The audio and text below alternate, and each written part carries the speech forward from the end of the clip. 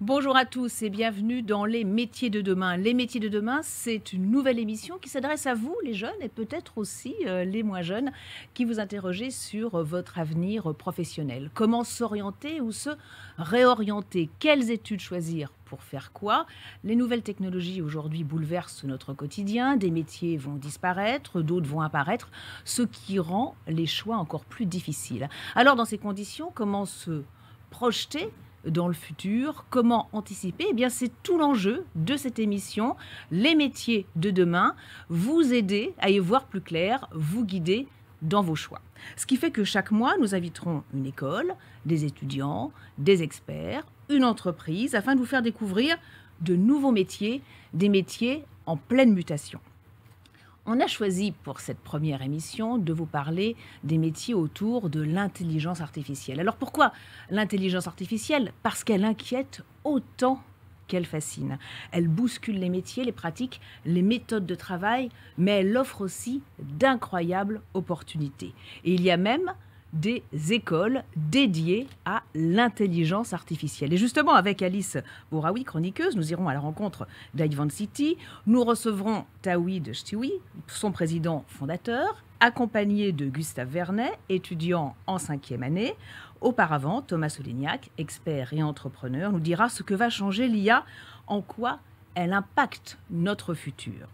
Comment travaillera-t-on demain? C'est ce que nous dira Muriel Toiti, partenaire éducation, recherche et innovation chez OnePoint, un cabinet de transformation, et co-auteur du livre blanc OnePoint, les métiers de 2035. Et puis les jeunes, qu'en pensent-ils? C'est quand même pas mal de prendre leur avis. Anna Mergui, étudiante à Polytechnique, nous donnera son point de vue. Elle a décidé de vulgariser l'intelligence artificielle par l'art. Allez, c'est parti pour cette première émission. Et avant de donner la parole à nos invités, voyons comment se projettent les jeunes aujourd'hui sur leurs études, mais aussi leur futur métier. Je suis en terminale et j'ai 17 ans. Je voudrais bien travailler dans la chimie, donc la synthèse de médicaments. Oscar, j'ai 17 ans. Je suis en première. Pas exactement, mais tous les métiers un peu autour du commerce. Margot, je suis en seconde et j'ai 16 ans. Je sais pas du tout encore parce que c'est quelque chose qui est très incertain pour moi. Juliette, je vais avoir 16 ans et je suis en première. Licence de droit et après master en criminologie. Mehdi, j'ai 16 ans et je suis en 3e. Vers l'ingénierie automobile. Et Anne, et je suis en seconde et j'aimerais bien faire des études de commerce. Ombline, j'ai 18 ans et je suis en terminale SMG, école de commerce, en commerce international.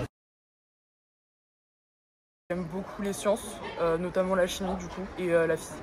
L'automobile me plaît depuis mon enfance et j'ai envie de créer, concevoir des voitures, les conduire et peut-être les voir même en sport auto. En fait, je sais pas encore très bien ce que je veux faire, mais le commerce ça m'attire parce que j'aime bien l'économie et pouvoir parler avec les clients et tout. Celle qui propose le plus d'horizons et le plus de portes plus tard. Je pense que je pourrais faire ingénieur aussi, d'autres métiers dans les maths ou la physique aussi, je pense. J'aimerais bosser dans le marketing ou dans l'événementiel pour le sport auto. Moi j'aimerais bien parler à la moi du futur et pouvoir lui poser plein de questions pour qu'elle puisse y répondre parce que je suis un peu dans le flou quoi. Une plateforme où on pourrait exactement voir les écoles, ce qu'elles proposent et qu'on n'avait pas cherché sur internet, école par école. Rencontrer des personnes du métier, parce que j'en connais pas du tout. Avoir des stages. Je veux plus discuter avec des étudiants en école ou même avec des gens qui font directement ce métier. Par des stages.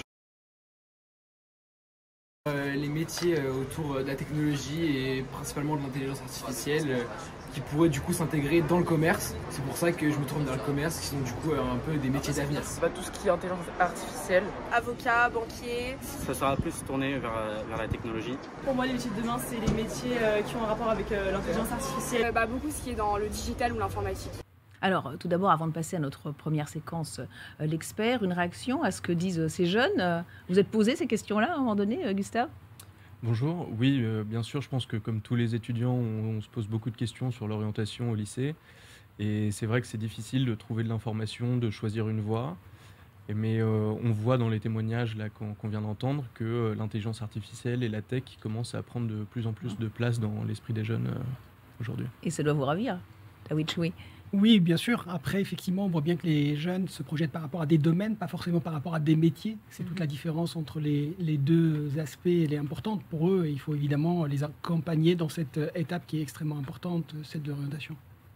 Allez, on passe à notre première séquence, l'expert.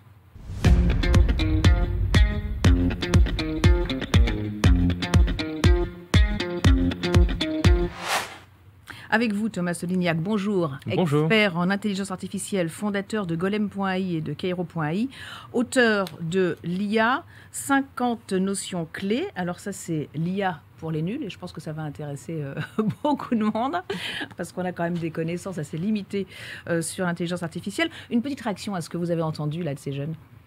J'ai entendu plein de métiers, plein de corps de métiers qui, a priori, vont être transformés radicalement par l'IA dans les prochaines années.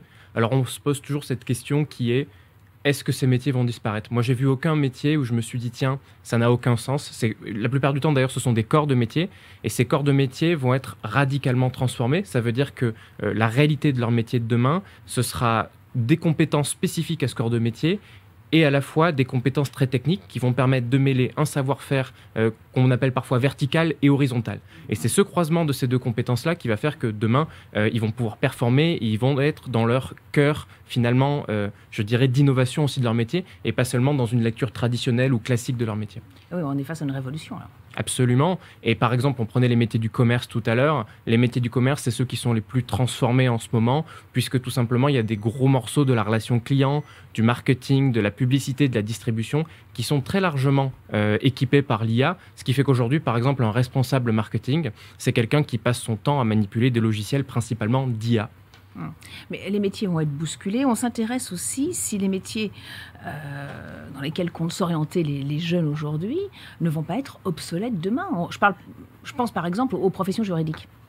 Il y a très certainement des métiers qui vont progressivement disparaître, qui vont se transformer. Ça existe à l'échelle de l'humanité, c'est une normalité. On sait qu'il y a des métiers qui font plus sens. Avec l'arrivée de l'IA et la cadence technologique qui est de plus en plus rapide, on va voir mécaniquement des métiers apparaître et disparaître de manière de plus en plus rapide. Donc il y a une nécessité de s'adapter, ça va être absolument indispensable. Et par exemple, effectivement, tous les métiers qui sont globalement aujourd'hui sur, je dirais, du documentaire, que ce soit de l'administratif, des appels d'offres, n'importe quoi en fait qui est du texte de manière générale, des comptes rendus, tous ces métiers-là sont aujourd'hui particulièrement en transformation. Alors il y en a certains qui vont simplement virer de bord, c'est-à-dire qu'on va donner plus de place à la stratégie, au désir, au pourquoi on fait les choses, et un peu moins à l'exécution pure, pour une raison simple, c'est que là, depuis 2 ans, on a un boom des IA qui savent parler notre langage. Est-ce qu'on n'est pas quand même un peu dans le flou ? Parce que les études sont assez contradictoires. Il y a l'université d'Oxford qui évoque une disparition de 40% des emplois. Il y a McKinsey qui n'est pas d'accord, qui estime que 60% des métiers verront 30% de leurs tâches automatisées. Donc forcément, ça inquiète, même si l'IA offre de belles opportunités. Sur le terrain, ce qui se passe pour de vrai, c'est que des métiers existants s'équipent d'IA. C'est ça qui se passe 95% du temps, parce que très rares sont les métiers qui sont monotâches, globalement.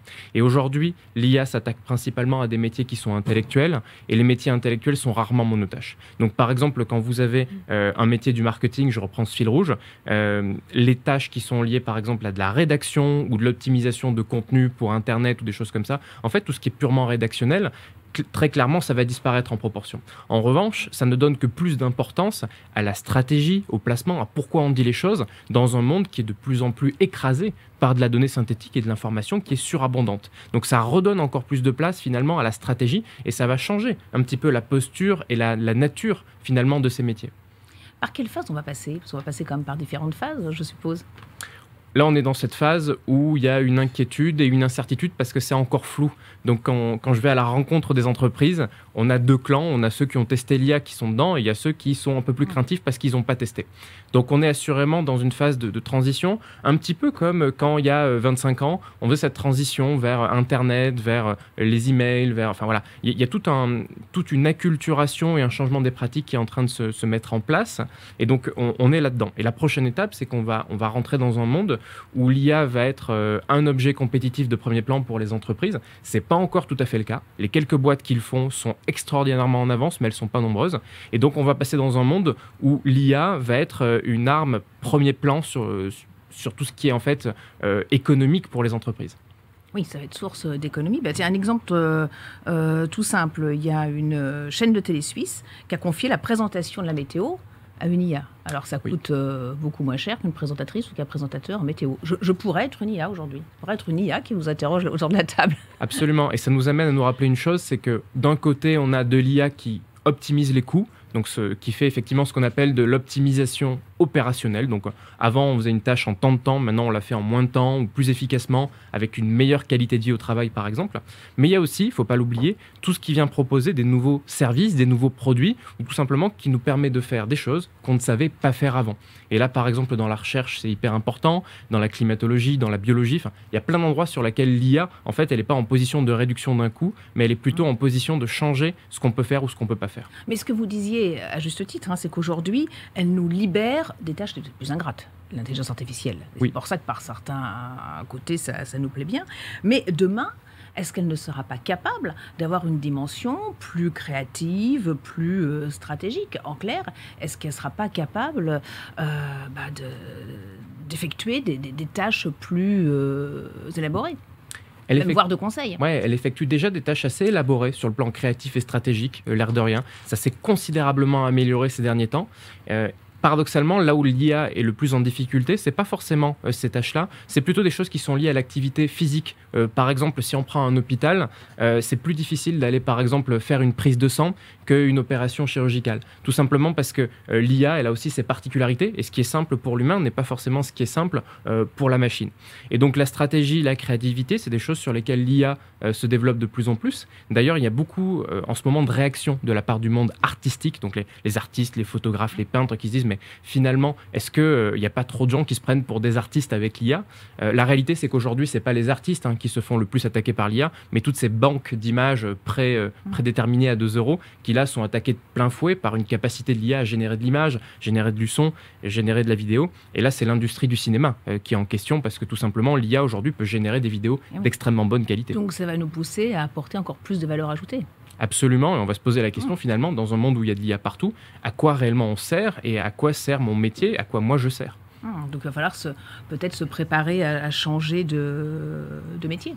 Absolument, et on va changer de métier de plus en plus souvent en fait. Ça c'est une particularité. On vient quand même d'une ère où on se disait on apprend quelque chose, on apprend une compétence, on apprend un métier et c'est pour la vie. On va assez peu changer ou alors on fait ce qu'on appelle un changement de carrière ou une réorientation, mais c'est censé être un événement rare en fait. Et là ça va devenir une normalité. C'est-à-dire que non seulement on va réapprendre son métier à intervalles réguliers, mais on va même changer de métier régulièrement, de plus en plus souvent, comme une part normale de la vie professionnelle. Et oui, c'est ça notre futur. J'aimerais vous faire réagir, Tawich Tiwi. On dit souvent sur ce que dit Thomas Solignac. Oui. Quand on parle de l'IA, c'est faire plus au moins. Moi, je dirais, c'est plus faire mieux. Et c'est ça ce qu'il faut essayer de faire. C'est d'essayer d'utiliser cette technologie pour pouvoir vivre mieux. D'où les liens entre la dimension technologique et la dimension sociétale. C'est extrêmement important de penser cette technologie-là par rapport à ses implications sur la vie d'une façon générale et comment elle peut nous aider à mieux vivre. À mieux vivre. Et pour mieux vivre, il faudra se former constamment. Alors, l'IA, il faut en avoir peur ou pas ? Menace ou opportunité? La peur, c'est jamais une très bonne manière d'aborder les sujets. Et en général, ceux qui ont peur de l'IA, c'est surtout ceux qui l'ont vu de très loin. Et c'est pour ça que la première chose à faire, c'est de commencer à la tester, à la manipuler. Et plus que jamais, aujourd'hui, c'est possible de tester. C'est devenu relativement facile. Donc, il ne faut pas avoir peur. En revanche, ça ne veut pas dire qu'il n'y a pas de risque. On est dans un moment où on est en train de dessiner, de concevoir à quoi va ressembler le travail de demain. Donc ce n'est pas une mince affaire, les États ont un rôle à jouer aussi là-dedans, puisque qu'est-ce que ça veut dire possiblement dans plusieurs dizaines d'années, un monde qui aura peut-être moins besoin de travailleurs? Est-ce qu'on va recréer de la consommation massivement pour compenser le fait qu'on a moins besoin de travailler? Est-ce qu'on va passer sur du 4 jours par semaine? Est-ce qu'on va avoir du revenu universel? Toutes ces questions-là, elles sont hyper importantes et aujourd'hui, les dirigeants et les managers des entreprises sont en train de concevoir la manière dont l'intégration de l'IA dans la structure change finalement la manière de travailler pour tous les collaborateurs. Merci beaucoup Thomas Solignac. Effectivement, comment penser le travail différemment? Eh bien, ça commence dès les études supérieures et c'est le credo d'Avancity, école créée en 2020 et qui est bien partie pour devenir une école de référence en matière d'IA. C'est notre séquence, l'école de demain.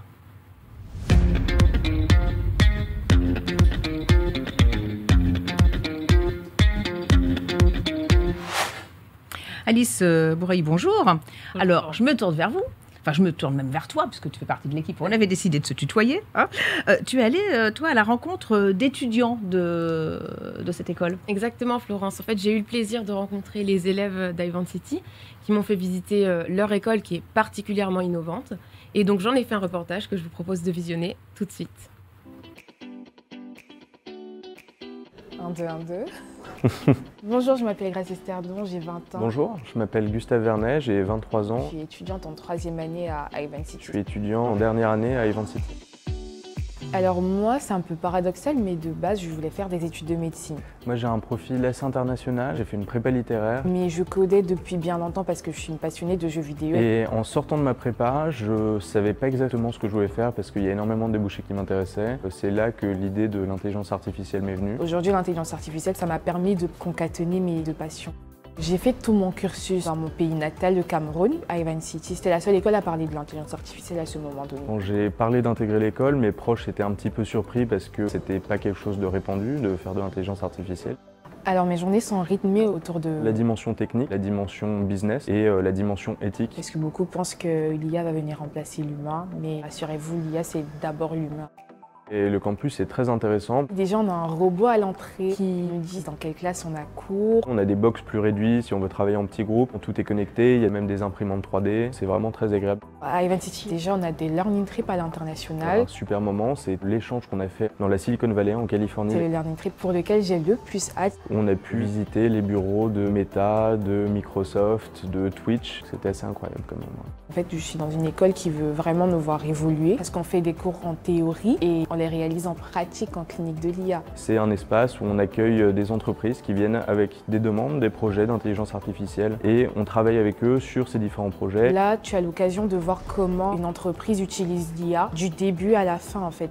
Chaque année, tu as l'obligation de faire un stage si tu n'es pas en alternance. Je suis alternant cette année à la Direction Générale de l'Aviation Civile. Ça me plaît beaucoup. Ça peut être un peu difficile parfois de se projeter dans le monde du travail, dans l'IA. Ça permet d'observer les différentes possibilités. Parce que quand je suis arrivée, j'avais que la médecine et l'IA en tête, mais là j'ai pu découvrir que l'intelligence artificielle, ça touchait tous les domaines de la vie. La mode, le secteur ferroviaire, le secteur aérien et bientôt ça va rythmer notre quotidien.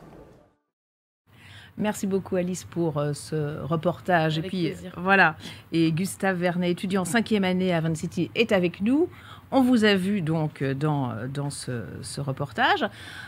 Quand vous avez dit à vos parents que vous aviez envie de vous tourner vers l'intelligence artificielle, quelle a été leur réaction? Alors, ils étaient un petit peu surpris, comme je le disais, parce que c'était pas quelque chose qui existait réellement de s'orienter dans ce domaine-là, mais ils étaient aussi assez confiants et enthousiastes. Parce que le domaine s'annonçait prometteur et l'offre de l'école était particulièrement intéressante et rassurante aussi en termes d'orientation. Donc ils étaient plutôt enthousiastes. Alors c'est vrai que vous l'avez dit brièvement dans le reportage, mais pourquoi cet intérêt comme ça pour l'intelligence artificielle? Alors c'est ce que disait Thomas auparavant, c'est que pour moi l'intelligence artificielle c'est un peu la clé de voûte du monde qui arrive. Il y a énormément de changements qui vont toucher tous les corps de métier, tous les domaines et qui vont atteindre à nos modes de vie aussi. Et c'est pour ça que je trouvais intéressant et même primordial de faire partie de cette vague d'innovation-là et de faire partie de ceux qui vont décider de à quoi va ressembler notre monde demain. C'est intéressant. Thomas, il y a de plus en plus de jeunes qui sont comme Gustave? Oui, ils ont la sensation que les choses bougent et il y a un petit peu ce qu'on appelle parfois un FOMO, c'est-à-dire la peur de ne pas être dedans. Et c'est assez passionnant puisque du coup on se dit mais finalement le monde va devenir un monde de l'IA et ben soit j'en fais partie, soit j'en fais pas partie, mais il vaut mieux être dedans. Alors ça a été difficile de trouver une école ou pas? Comment est-ce que vous aviez entendu parler de l'école? Alors, il n'y a pas tant que ça quand même sur le marché. Au moment où j'ai commencé à regarder, effectivement, il y avait très peu d'offres. Et c'est en me renseignant sur le domaine que j'ai découvert Ivan City, qui avait ouvert 1 an plus tôt, qui était à ce moment-là la seule école qui proposait véritablement un programme complet et qui plaisait un programme riche et particulièrement solide. Et le cursus avant Ivan City, qu'est-ce que vous aviez fait? Alors moi je suis issu d'une prépa littéraire, d'une BL, donc lettres et sciences sociales, ce qui est un parcours classique très français. Et c'est assez inhabituel de passer d'une prépa à une école innovante comme l'est Ivan City pour l'intelligence artificielle. Surtout d'une prépa littéraire. Particulièrement. Tawhid, on va vous entendre tout à l'heure plus longuement, mais ça fait partie aussi des profils que vous recherchez. Pas uniquement des matheux finalement. Absolument. Pour nous, l'IA n'est pas qu'une question de technologie et ses enjeux réels résident dans la capacité de la mettre au service de la société. Donc on a besoin aussi de profils assez variés qui viennent enrichir l'école et qui viennent apporter un autre regard qui n'est pas que techno. Alors pour tous les jeunes qui nous regardent, qu'est-ce qui vous plaît et qu'est-ce qui vous plaît le moins dans cette formation, dans cette école ?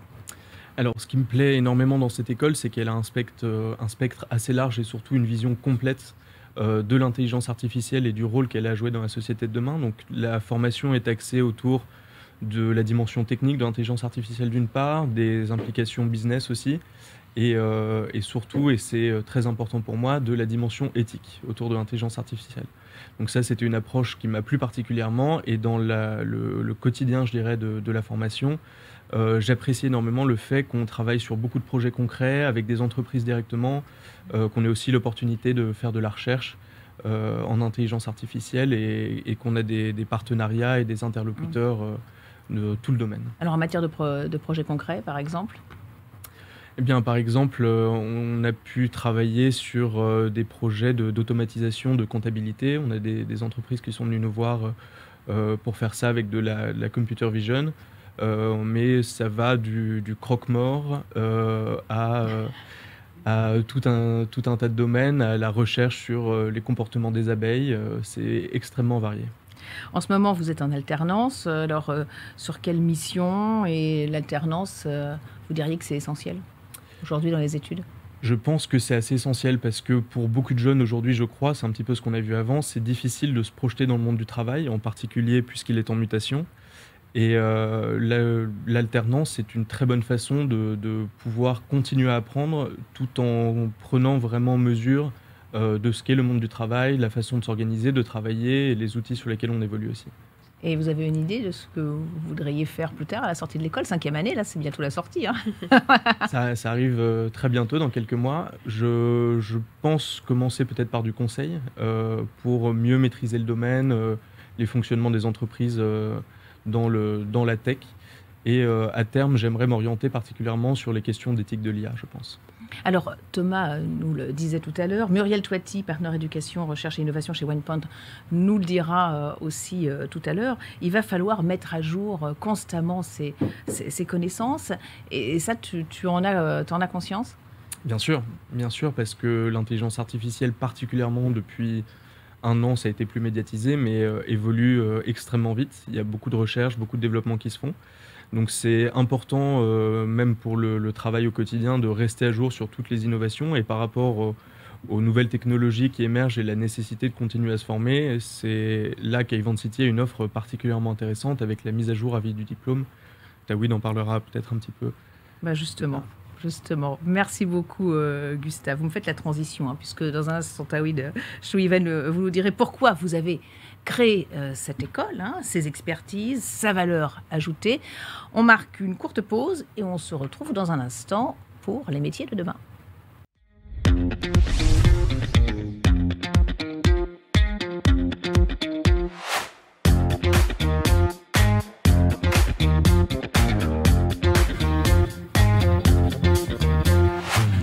Et on se retrouve donc pour la deuxième partie de l'émission Les métiers de demain. On salue Muriel Toiti, partenaire éducation, recherche et innovation chez OnePoint et co-auteur du livre blanc OnePoint, les métiers de 2035, qui nous a rejoint. Et Anna Mergui, étudiante à Polytechnique.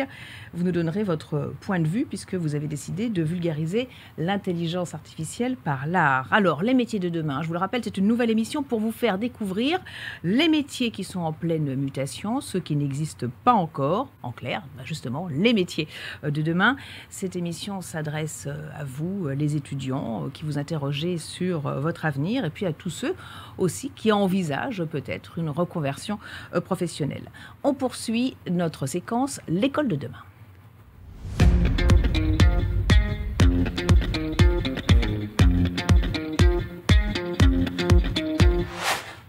Et avec vous, Tawhid Chouy, bonjour, président fondateur d'Ivancity, une école dédiée à l'intelligence artificielle.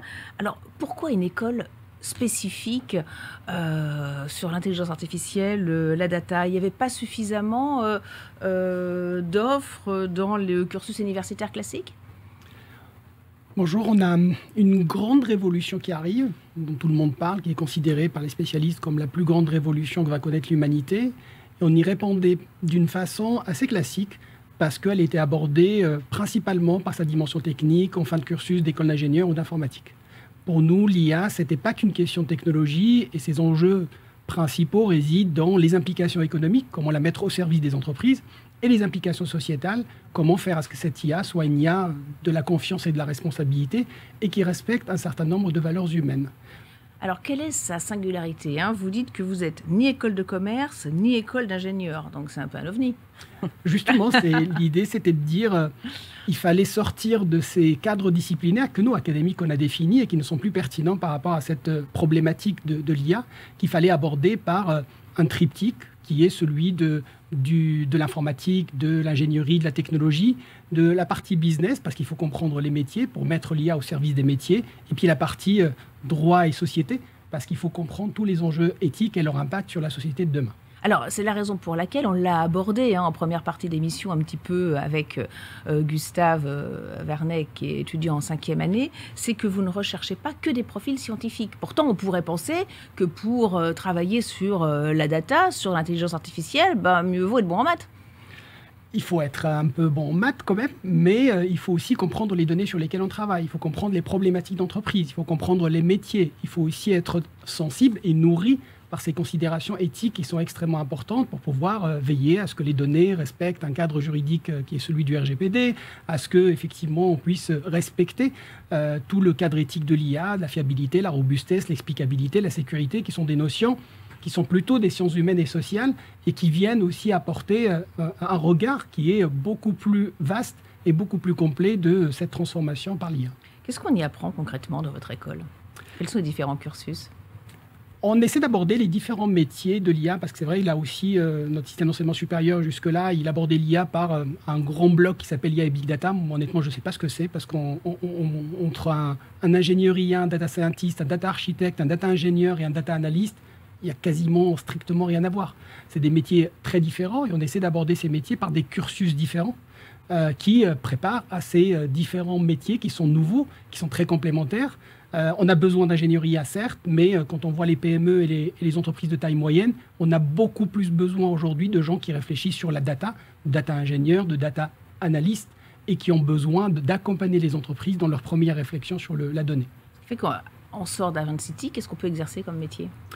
Les métiers sont assez variés. On peut être des métiers techniques qui sont de la data ingénierie ou de l'IA, d'ingénierie IA, ingénieur machine learning, ou on peut être sur des métiers de data analyst, de métiers de data scientist. À Ivanti, on forme aussi aux compétences IA. On parle beaucoup des métiers de l'IA, mais aussi c'est là où il y a un enjeu très important pour la France et pour nos pays, c'est de pouvoir accompagner tous les métiers à comprendre cette black box de l'IA et de pouvoir la mettre au service de leur métier. Oui, parce que c'est ça, finalement, l'enjeu essentiel, puisque tous les métiers vont être touchés par l'IA. Exactement, c'est ça. C'est-à-dire on a besoin d'experts dans les domaines de l'IA, mais on a besoin d'introduire la compétence IA dans tous les métiers, donc d'accompagner tous ceux qui sont dans le monde professionnel à pouvoir maîtriser cette nouvelle technologie. Elle toi, peut-être une réaction là, sur ce point-là? Absolument. D'abord, je suis ravie d'intervenir aux côtés d'Ivanti, que j'ai eu l'occasion de visiter, très impressionnée. On va essayer en effet aussi de développer avec OnePoint des liens, parce que dit Taïwood est totalement juste. Il faut anticiper, être en prospective de ce que sera aujourd'hui d'ailleurs et demain. Pour travailler demain, il faut bien consolider le présent. Moi, je dis toujours que pour être en anticipation de ce qu'on pourra proposer à nos jeunes, il faut bien comprendre et avoir une lecture très fine de ce que nous vivons aujourd'hui dans cette révolution ou évolution. Et en cela, effectivement, raisonner, travailler, accompagner nos étudiants, nos collaborateurs dans l'entreprise à ce que seront les métiers de demain autour de l'IA, mais pas que d'ailleurs. Et oui, c'est la raison pour laquelle vous travaillez les étudiants travaillent sur des projets réels. Tout à fait. L'idée, c'est de dire... moi, je dis souvent qu'on ne devient pas joueur de foot en s'entraînant sur sa PlayStation. C'est ce qu'on fait souvent dans nos écoles. Et c'est pas forcément pertinent, parce que quand ils sont dans le monde réel, ils disent c'est pas pareil du tout que les cas pédagogiques qu'on a eu dans l'école. Évidemment, c'est pas du tout pareil. Il n'y a pas la même complexité. Donc on fait travailler nos étudiants à raison de 6 à 9 heures par semaine dans ce qu'on appelle la clinique de l'IA, sur des projets réels, confiés par des entreprises partenaires. C'est aussi notre contribution au territoire. On va solliciter les entreprises du territoire, on leur dit vous avez de la donnée, vous savez pas quoi en faire, vous avez des problématiques IA et vous n'avez pas encore les moyens d'engager des spécialistes de l'IA. venez confier ces projets à nos étudiants et nos étudiants vont pouvoir vous accompagner dans votre première réflexion. Alors, il y a un point qui est intéressant pour tous ceux qui nous regardent, hein, c'est que l'IA évolue vite, bien sûr, et que dans vos programmes, vous l'intégrez et vous avez créé le diplôme dont la mise à jour est garantie à vie. Alors, expliquez-nous. Alors, notre mission, c'est l'employabilité, pas le diplôme. On n'est plus une industrie de diplôme et on se trompe si notre mission s'arrête au moment où on donne le diplôme. Et d'ailleurs, pas l'emploi, parce qu'en France, on a tendance à faire la confusion entre emploi et employabilité, parce qu'on ne mesure que l'emploi, l'insertion, le salaire à la sortie, alors que les carrières font 42 ans et plus aujourd'hui. Et il faut accompagner, notamment dans un domaine comme l'IA qui évolue tellement vite, il faut accompagner nos diplômés à se maintenir sur le marché de l'emploi et continuer à progresser. Donc nous, on a dit notre promesse, c'est l'employabilité. On l'a incarné par un concept unique au monde qui s'appelle la garantie à vie de mise à jour de diplôme. On dit à nos diplômés, on ne vous coupe pas les accès à l'école au moment où vous sortez. Vous continuez à avoir accès à l'ensemble des ressources de l'école. Et vous pouvez revenir quand vous voulez, gratuitement, sur une durée de garantie de 5 à 10 ans. Et puis après, ils peuvent la maintenir à vie. Ils vont suivre les cours de nouveau à l'école. S'ils les valident, le diplôme qui est dans la blockchain, il sera mis à jour. Ah oui, parce que les cours sont mis à jour. Parce que les cours, effectivement, évoluent, bien évidemment. Les contenus du cours, la maquette pédagogique, elle évolue en fonction de l'évolution, justement, du domaine. Et pour les étudiants qui, eux, sont dans la vie active, là, il y a un autre cursus, c'est IA for Business, c'est ça? Oui, après, effectivement, pour les professionnels qui souhaitent revenir pour pouvoir se former, intégrer cette compétence IA, parce qu'on voit bien qu'elle est un peu partout aujourd'hui. Vous avez parlé tout à l'heure de marketing, mais dans tous les domaines, la finance, le sport, l'art, etc. Donc, on a des parcours qui leur permettent de pouvoir se certifier en intelligence artificielle. Ce diplôme dont la mise à jour est garantie à vie, vous êtes la seule école à le faire? C'est un brevet aujourd'hui européen qu'on a sur la thématique, mais on espère que demain, d'autres écoles pourraient aussi faire pareil. Il faut transformer notre métier de l'enseignement supérieur. Thomas, une réaction peut-être? Oui, c'est vrai que l'IA, ça bouge très vite. Et ça pose une question qui est de dire, on est diplômé, on a fini son école. Qu'est-ce qui se passe en fait? Comment on survit dans un monde où souvent, à peine quelques années après être sorti d'école, les technologies, les savoir-faire sont déjà désuets. Et ça, c'est un truc très étonnant, on s'y attend pas, mais qui est vrai. Alors, les programmeurs, dans le monde de l'informatique, ça, ils ont un peu l'habitude, mais c'est en train de se transformer, c'est en train d'arriver sur tous les métiers. C'est-à-dire qu'en fait, les compétences, elles périment rapidement. Donc, ouais, il y a un véritable enjeu, un vrai questionnement sur comment on fait pour garder effectivement une espèce de mise à jour permanente, qui est la responsabilité souvent des entreprises par défaut, mais on le voit aussi de plus en plus des écoles qui, elles aussi, ont un rôle à jouer dans le fait de dire finalement, on doit proposer quelque chose qui a du sens dans le temps. Et ça, c'est une nouvelle proposition de valeur qui apparaît, qui est assez fascinante. Alors, la question quand même que beaucoup d'étudiants se posent, c'est comment on rentre dans l'école? Je suppose que c'est assez sélectif. Oui, aujourd'hui, on prend un étudiant sur 3 à peu près en post-bac. Après, c'est plus sélectif en admission parallèle, après un premier diplôme. Donc, c'est un concours propre à l'école, dans lequel on va retrouver des composantes qui sont sur la personnalité, le dossier, le cursus académique. On va aussi avoir des tests à l'écrit. Il y en a 3 d'ailleurs. Il y en a un anglais, en culture générale et numérique, et puis un qui est en logique numérique et verbale. Et puis après, il y a un entretien de motivation qui est aussi complémentaire et qui nous permet de plus voir la personnalité, la motivation, l'intérêt pour le domaine de l'IA. Alors, vous l'avez dit, des partenariats avec des entreprises, mais aussi avec des universités, des écoles françaises, étrangères? Tout à fait. On a des partenariats avec des universités françaises dans le cadre de travaux de recherche qu'on mène ou de thèses de doctorat qu'on co-dirige pour pouvoir aussi nourrir le champ de recherche et de connaissances dans le domaine de l'IA. Mais aussi, on a des partenariats avec des universités internationales. Gustave a parlé de Berkeley tout à l'heure et de l'immersion qu'on propose à tous nos étudiants en 4e année à la Silicon Valley pour pouvoir comprendre comment l'IA est mobilisée dans l'un des systèmes les plus dynamiques au monde dans le domaine. Mais ils ont aussi d'autres learning trips dans des pays émergents pour comprendre aussi comment l'IA transforme les pays émergents. Ça, c'est un point essentiel, Muriel Toitier, là-dessus. Comment l'IA transforme les pays émergents, c'est vrai aussi. Il faut prendre cette dimension-là. Complètement. C'est pour ça que nous, on a, chez OnePoint, en tout cas, qui a comme verticale puissante l'intelligence artificielle et l'IA générative, on a pris parti, effectivement, d'aller aussi à la conquête d'autres pays émergents, des pays émergents, sortir de l'Hexagone et travailler effectivement cette hybridation des compétences et des expertises en associant aussi différentes cultures. Parce que je pense que c'est important aussi, cette complémentarité culturelle qui est liée avec ce qu'on appelle communément les compétences douces. Et j'y mettrai peut-être un point d'orgue sur ce sujet. Donc complètement aligné, en effet. Voilà, d'ici quelques secondes, quelques minutes. 4 ans que l'école existe. Aujourd'hui, elle est de plus en plus connue auprès des entreprises. Quels sont vos projets à venir? Aujourd'hui, on travaille sur l'ouverture d'un nouveau campus d'Ivan City dans le sud de la France. On travaille aussi sur l'ouverture d'Ivan City dans 2 pays à l'international, en collaboration avec des universités locales, parce qu'on voit aujourd'hui qu'il y a des besoins qui émergent et puis des plans gouvernementaux dans beaucoup de pays autour de l'IA. Et avec l'expérience qu'on a développée, avec les cursus qu'on a développés, on souhaite accompagner l'accélération de la mise en place de programmes de ce type. Et puis, c'est aussi l'attractivité de l'enseignement supérieur français qui, avec des écoles qui sont nouvelles, qui sont ni écoles d'ingénieurs ni écoles de commerce, peut aussi montrer qu'il est en train de se renouveler et qui peut être compétitif par rapport à d'autres pays qui sont très connus aussi dans l'enseignement supérieur. Merci beaucoup, Tawhid Chouy. Vous restez avec nous. On va continuer à parler formation avec notre nouvelle séquence, l'entreprise de demain.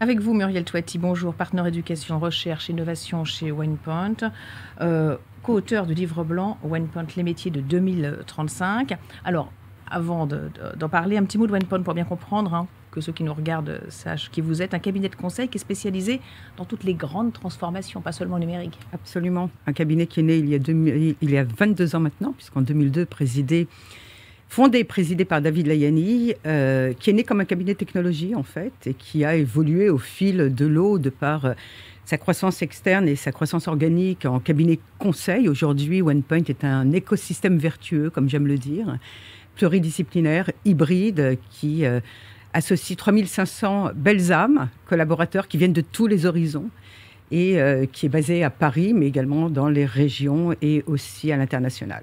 Et vous avez coécrit un livre blanc sur les métiers de 2035. Quels seront ces métiers ?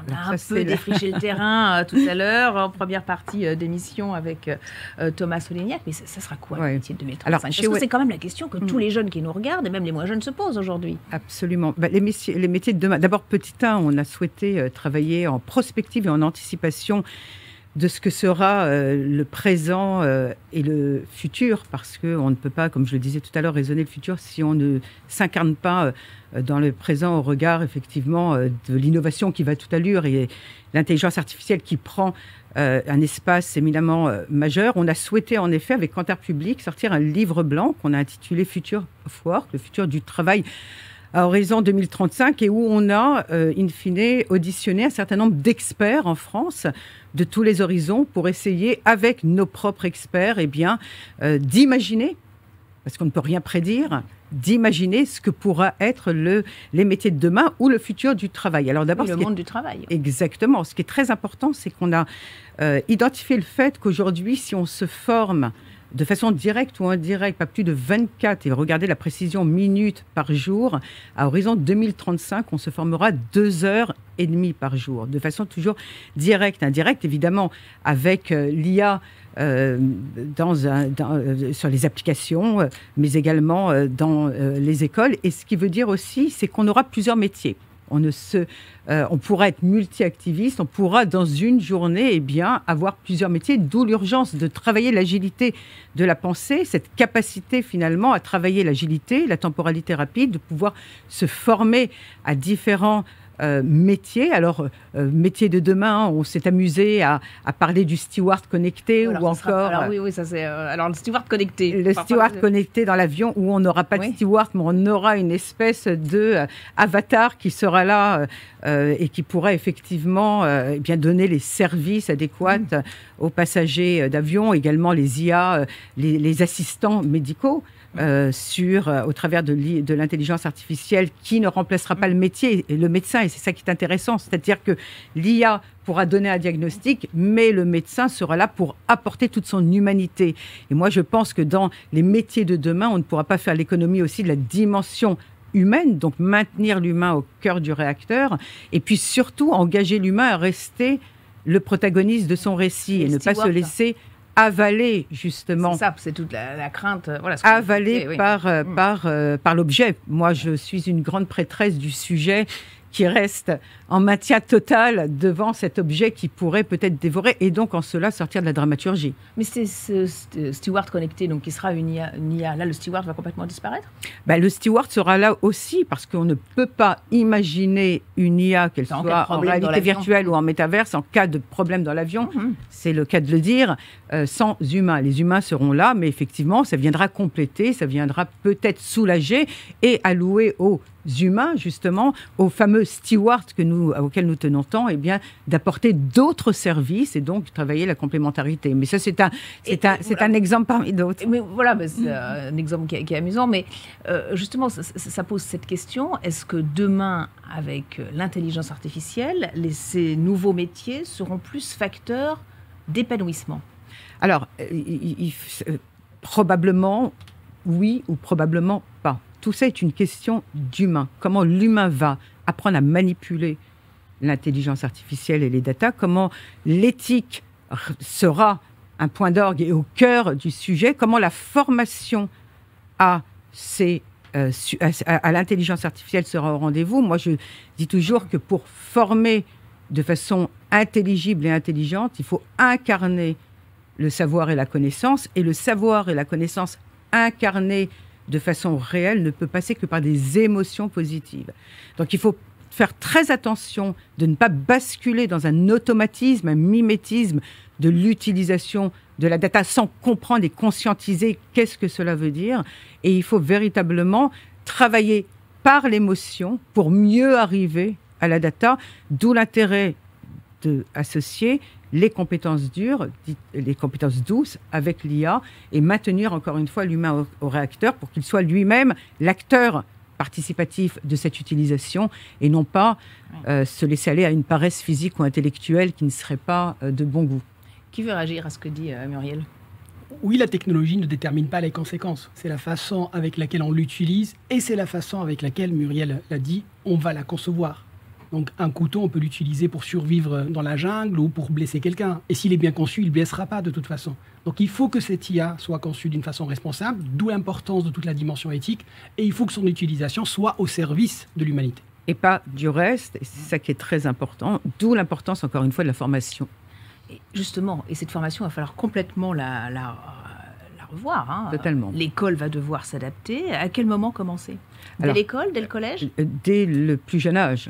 Et c'est ce que nous nous attelons à faire chez OnePoint, parce que pour revenir à la maison que nous sommes, au-delà d'être une entreprise architecte des grandes transformations qui accompagne le secteur public et le secteur privé dans ces mutations autour de l'IA, mais pas que, nous sommes également une entreprise apprenante, parce que nous considérons que la responsabilité d'une entreprise aujourd'hui, oserais-je dire une responsabilité citoyenne, c'est d'acculturer, de monter à l'échelle nos collaborateurs, parce que cela a été dit, il y a une synchronicité du savoir et de la connaissance, l'innovation allant à toute allure. On est obligé tout le temps de former nos collaborateurs et de former nos clients et nos partenaires. Via l'Institut OnePoint ? Via l'école OnePoint, où nous dispensons un certain nombre de formations, plus de 350 sur étagère, qui couvrent tous les champs les plus pointus de ces grandes transformations, avec cette verticale, ce socle commun de l'IA et la data, de la cybersécurité et de la cyberprotection, du design, pour être justement aussi dans une dimension de design prospective. Et puis,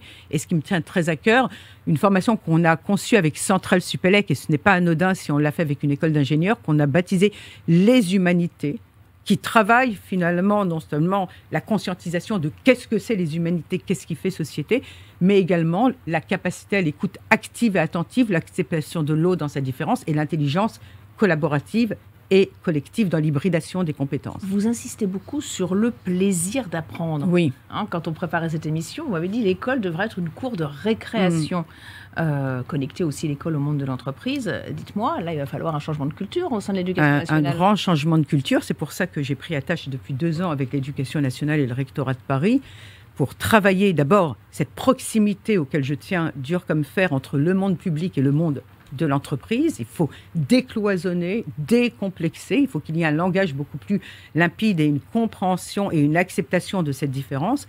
Une fois qu'on a dit ça, chez OnePoint, on s'attelle effectivement à des sujets éminemment forts à impact social et sociétal. Comment faire en sorte que les plus jeunes d'entre nous, et plus on est jeune, plus les cerveaux sont malléables, si je puis dire, et on peut essayer de faire de la bifurcation vers des chemins d'avenir, comment travailler ces consciences. Et je donnerai un exemple, qui est un événement d'ailleurs que nous organisons pour sa 2e édition mardi prochain, baptisé Chemin d'avenir, qui vient travailler les consciences collectives des petites et des petits, 120 collégiens et collégiennes chez OnePoint, 60 filles, 60 garçons, qui vont venir travailler sur un jeu qu'on a baptisé la fresque de l'équilibre harmonieux, un jeu de cartes, une énigme, une enquête, où elles-mêmes déconstruiront ces fameux billets éducationnels, culturels, cognitifs, pour essayer par elles-mêmes, et non pas par les enseignants, parce que tout l'art est d'arriver à être ce qu'on doit devenir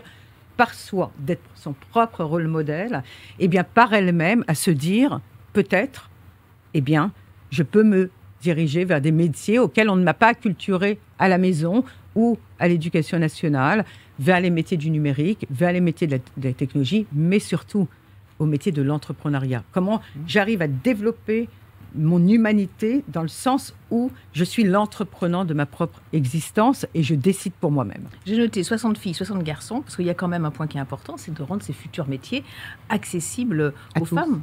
Aujourd'hui, moins de 20% des filles vont dans les filières technologiques, même si elles, scientifiques, même si elles le souhaitent. Absolument. Et pourtant, si on reprend l'histoire, on reprend des femmes comme Ada Lovelace et tant d'autres. Il faut savoir que le monde de la technologie appartenait aux femmes. Encore fin du 19e et début du 20e. C'est avec l'avènement, dans les fins des années 90, d'Internet, des objets numériques, que finalement, les hommes ont vu des débouchés économiques et se sont engouffrés vers ces filiales-là, et que les femmes ont été, encore une fois, bifurquées dans des ailleurs. Aujourd'hui, on a une grande pénurie de talents.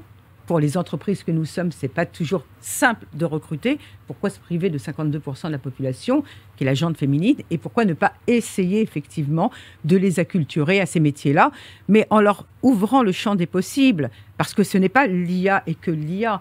L'IA est transverse, elle est injectée dans tous les métiers. Vous le retrouvez dans la santé, dans le luxe, dans l'agroalimentaire.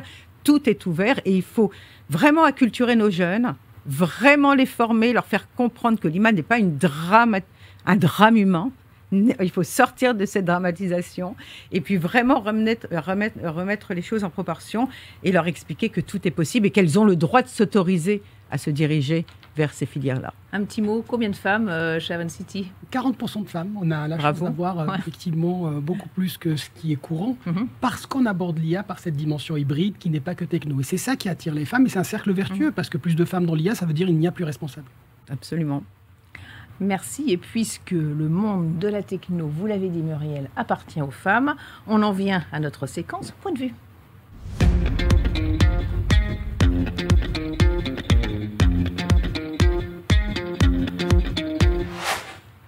Notre séquence point de vue avec vous, Anna Mergui. Alors, bonjour, vous avez 24 ans, vous êtes étudiante à Polytechnique, mais vous vous intéressez aussi à l'art. Alors, un petit mot de votre parcours, puisque au lycée, vous aviez 3 passions, la peinture, la photo, l'informatique.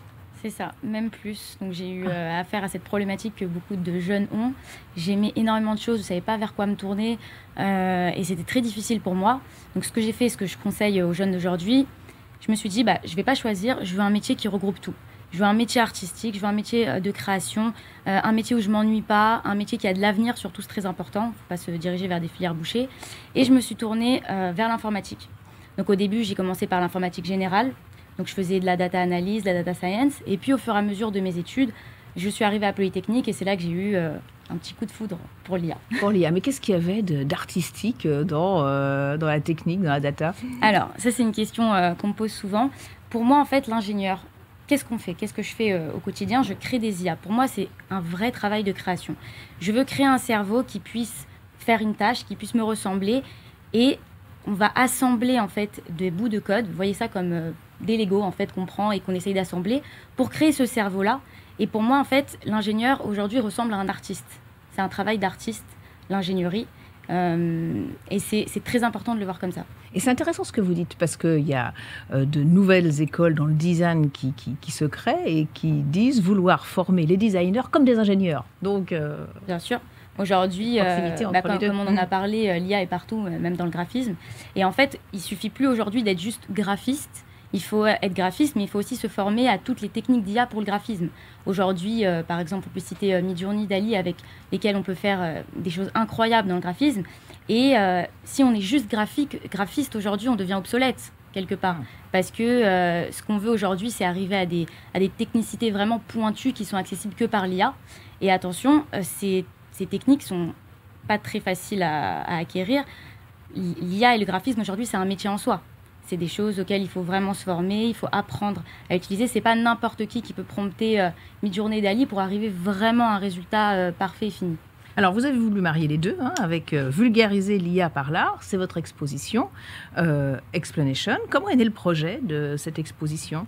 Volonté justement d'expliquer l'IA, parce qu'on a un peu l'impression que peu de gens y comprennent quelque chose. Donc là, vous l'avez conçu un petit peu, cette exploration de l'IA comme un voyage artistique ? C'est ça. En fait, donc j'essaye souvent d'expliquer à des membres de ma famille ce que je fais, sur quoi je travaille, etc. Et un jour, j'avais une discussion avec un membre de ma famille. Je lui disais, voilà, je suis en train de travailler sur des données de santé, je fais du diagnostic sur l'imagerie médicale. Il y a eu cette phrase, mais tu fais n'importe quoi, tu es en train de remplacer les métiers des gens, vous allez voler le métier du médecin, etc. Et j'essayais de lui expliquer, mais j'y arrivais pas. Tout simplement, pourquoi ? Parce que cette personne-là n'était pas du tout dans le monde de l'informatique. C'était très compliqué pour elle de vraiment comprendre c'est quoi l'intelligence artificielle. Et il faut se le dire, ces personnes-là ne vont pas forcément à des conférences, ne sont pas intéressées par les longs articles LinkedIn qui expliquent qu'est-ce que c'est l'IA, pourquoi, comment. Et là, j'ai eu un petit peu cette idée. Je me suis dit, il faudrait une sorte d'explication visuelle, ludique, pour expliquer à tous ces gens-là qui n'ont pas forcément conscience de qu'est-ce que l'intelligence artificielle, pour leur expliquer c'est quoi et casser un peu tous ces préjugés qu'ils peuvent avoir. Alors, on va voir les messages que vous avez voulu faire passer dans cette exposition à travers 3 photos. La première, c'est le réseau de neurones. Un réseau de neurones, c'est quoi ? Alors, on va peut-être voir apparaître l'image donc ces à photos l'écran. ont été créées avec le photographe de Polytechnique, donc, qui s'appelle Jérémy Barand, qui est extrêmement doué. Et donc ici, j'essaie de représenter qu'est-ce que c'est un réseau de neurones. Donc, voilà, on essaye de créer un cerveau, mais qu'est-ce que c'est finalement ? Et là, tous ces fils-là, c'est un peu tous ces morceaux de code, toutes ces possibilités, tous ces fils qu'on essaye d'assembler pour faire justement notre création, le cerveau qui pourra effectuer la tâche qu'on souhaite. Et il y a aussi toute cette dimension un peu philosophique de « Ok, on crée un cerveau, mais on veut qu'il nous ressemble. Mais est-ce que nous, on n'est qu'un cerveau ? Est-ce qu'on n'a pas quelque chose en plus que l'IA ne pourra jamais avoir ? Typiquement, je parle des émotions, tout ce qui est lié au psychique, etc. Ça, c'est quelque chose qui n'est pas forcément juste un cerveau et qu'on ne pourra jamais atteindre. Est-ce quelqu'un qui veut réagir à ce que dit Anna, là, sur le plateau ? Oui. Oui, moi, quand j'ai parlé d'intelligence artificielle à ma petite fille, elle m'a dit « Génial, on ne va plus aller à l'école ». J'ai essayé de lui expliquer que justement, heureusement, on a 9 intelligences et que l'IA ne remplace que l'intelligence analytique, qui est une intelligence que l'être humain a. Et heureusement, on en a plein d'autres sur lesquelles on peut se développer. Allez, Manine, absolument. Et effectivement, totalement aligné, bien sûr. Et je trouve que l'idée de faire une exposition autour de l'art et de l'IA est très importante. Merci. Parce que ça associe finalement la créativité, la puissance de l'imaginaire, et puis l'IA, et donc l'émotion est au rendez-vous. Et on ne peut pas faire l'économie de l'émotion quand on raisonne intelligence artificielle ou numérique ou big data. Oui, et puis on a toujours conçu un petit peu les métiers de la technique et de l'ingénierie comme des choses un petit peu sèches, très mathématiques, avec une image de l'ingénieur qui est un petit peu vieillotte.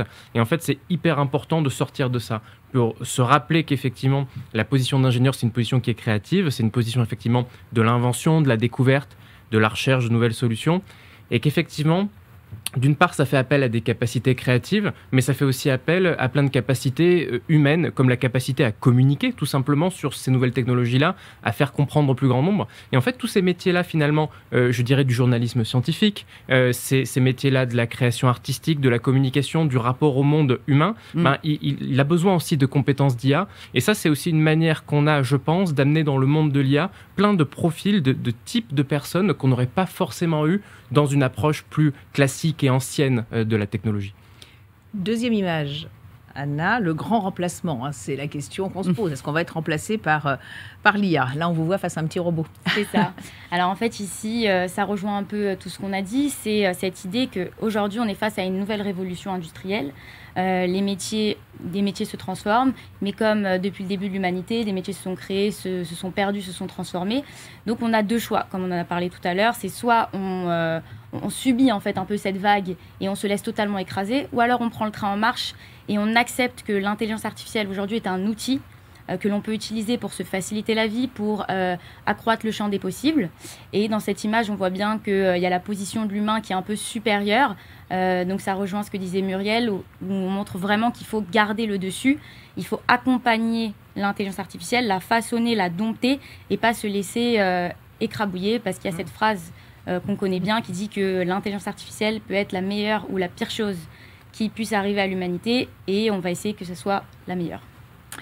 Troisième image, la place de la femme dans la tech, on l'évoquait tout à l'heure, et comment encourager les femmes à aller dans la tech. Donc ça, c'est une thématique qui me tient particulièrement à cœur. Quand je suis arrivée à Polytechnique, j'étais la seule fille. Ça m'a beaucoup surpris de voir ça. Et j'imagine qu'il y a un biais énorme en fait, dans les lycées où les filles ont peur de se diriger vers les filières scientifiques. Il y a beaucoup de préjugés autour de ça. Et je pense qu'il faut, on a un devoir en fait d'œuvrer sur ça, d'être en fait des rôles modèles pour ces jeunes filles, pour les inciter à se diriger vers les filières scientifiques. Et donc sur cette image, on voit plein de post-it que j'ai un peu collés sur mon visage avec ces préjugés. Voilà, quand on imagine une fille qui code, on imagine un peu cette petite fille un peu recroquevillée sur elle-même, qui joue que jeux vidéo, qui n'a pas forcément de relations sociales. Voilà, on utilise des mots geek, nerd, etc. Et en fait, aujourd'hui, c'est plus du tout ça. Il faut qu'on se détache totalement de ce cliché. Il faut accepter qu'on peut être une fille totalement épanouie, aimer coder, aimer plein de choses. Voilà, moi, j'adore la mode, par exemple, et pourtant, je code. Et c'est se détacher de ces clichés qui pourra, à mon sens, aider ces jeunes filles à vraiment se diriger vers l'IA. Comment votre exposition a été reçue ? Bien, particulièrement bien. J'étais très contente.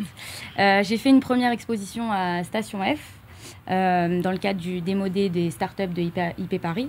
Et voilà, je continue les conférences, les expositions. La prochaine, ça sera le 1er juin, à la Maison de la Conversation dans le 18e.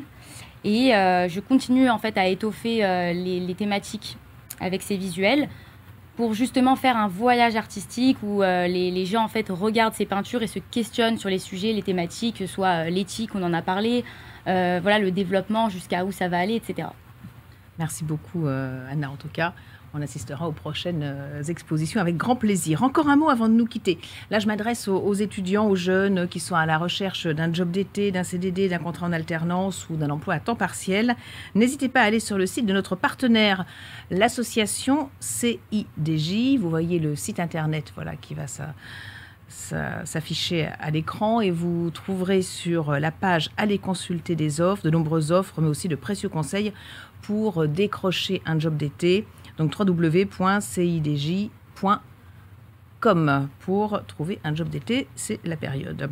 Voilà, merci à vous tous en tout cas pour cette émission. Merci à vous tous pour vos témoignages, vos expertises. J'espère qu'on aura permis à ceux qui nous regardent, à tous les jeunes, moins jeunes, d'y voir un petit peu plus clair pour leurs orientations ou réorientations.